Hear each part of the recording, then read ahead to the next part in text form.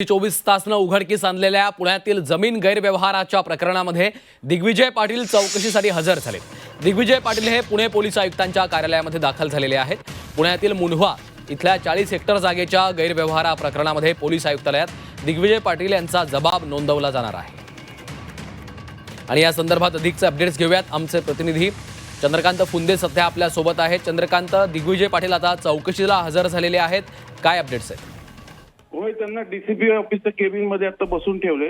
तिथे त्यांची चौकशी सुरू आहे। त्यांचा जबाब नोंदवून घेतला जाईल आणि मग पुढची सगळी कारवाई होईल।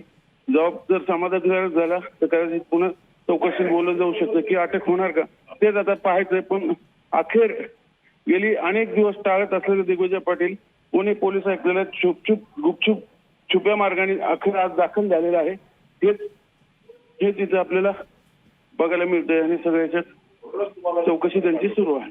चंद्रकांत, शीतल तेजवानीच्या चौकशीनंतर अटकेची कारवाई झालेली होती। दिग्विजय पाटील यांच्या प्रकरणामध्ये देखील चौकशीनंतर तशा पद्धतीची काही कारवाई होऊ शकते? हो, होऊ शकते। बघूया आता पोलीस काय म्हणतात। निश्चितच धन्यवाद चंद्रकांत सविस्तर माहितीसाठी।